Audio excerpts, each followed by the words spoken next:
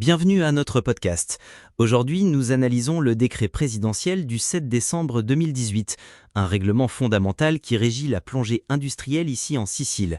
Rachel, pourrais-tu nous expliquer l'importance de ce décret ? Bien sûr, Jack. Ce décret représente une réponse concrète aux besoins de formation et de qualification professionnelle dans le secteur de la plongée industrielle.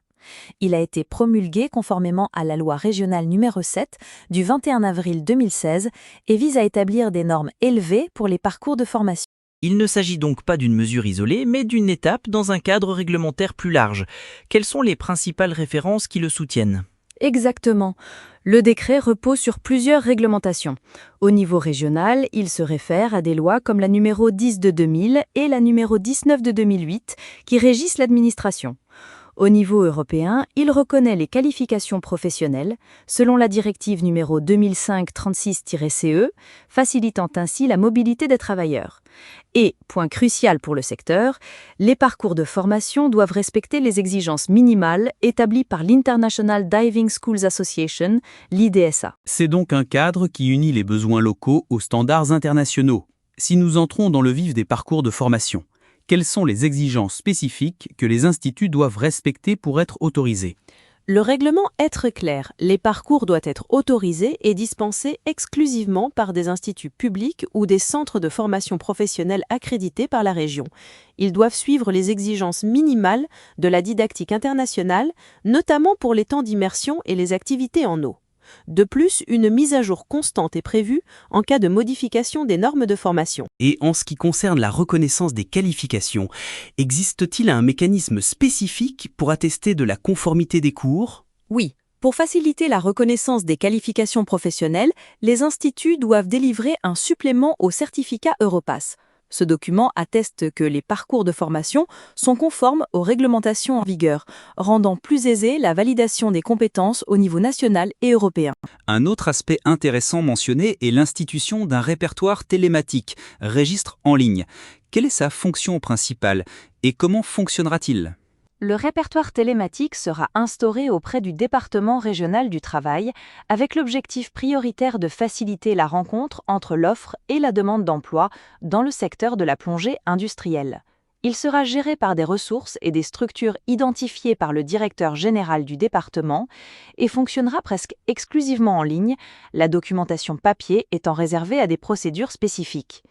Les inscriptions et modifications ne seront valables qu'après la publication des données mises à jour sur le site Internet. Donc, une plateforme numérique pour plus de transparence et d'efficacité.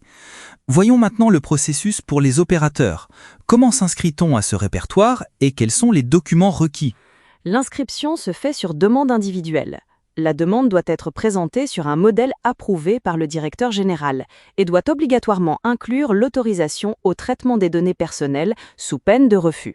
De plus, le paiement des droits pour la délivrance de la carte d'inscription est exigé. Et si un scaphandrier doit changer sa qualification ou doit être retiré du registre ? Les inscrits peuvent demander des modifications de leur position, par exemple pour un nouveau niveau de qualification en joignant la documentation pertinente. Dans ce cas, la carte précédente doit être restituée et remplacée par une nouvelle. Quant à la radiation, elle peut être volontaire à la demande de l'inscrit ou d'office en cas d'irrégularité documentaire ou d'autres dispositions légales. Le répertoire signalera alors la radiation et supprimera les données.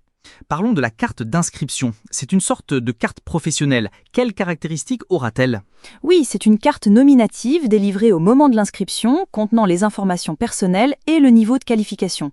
Elle devra être résistante et non reproductible avec des spécifications graphiques restant à définir. En cas de perte, l'inscrit peut en demander un duplicat, toujours sous réserve du paiement des droits. Enfin, ce système comporte aussi des aspects économiques et de coordination. Comment sont gérés les droits de délivrance et comment ce règlement s'intègre-t-il dans le système plus large des qualifications régionales et européennes ? Le comptable général de la région activera un chapitre de recettes spécifique au budget pour gérer les ressources dérivant des droits de délivrance des cartes. Sur le front de la coordination, il est prévu qu'un décret de l'assesseur mette à jour le répertoire des qualifications régionales pour inclure ces nouvelles qualifications.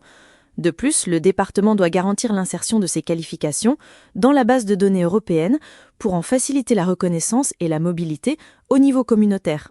Enfin, ces systèmes comportent aussi des aspects économiques et de coordination. Comment sont gérés les droits de délivrance et comment ce règlement s'intègre-t-il dans le système plus large des qualifications régionales et européennes ? Exactement, Jake. L'objectif est double, garantir la formation de plongeurs hautement qualifiés et promouvoir une transparence maximale dans un secteur crucial pour l'économie maritime de l'île. Nous remercions Rachel de nous avoir guidés à travers les détails de ce règlement important. Pour ceux qui souhaitent approfondir, le texte complet du décret présidentiel du 7 décembre 2018 est disponible sur les canaux officiels de la région sicilienne. Si vous avez apprécié cette discussion, partagez cet épisode avec quelqu'un qui pourrait aussi l'aimer.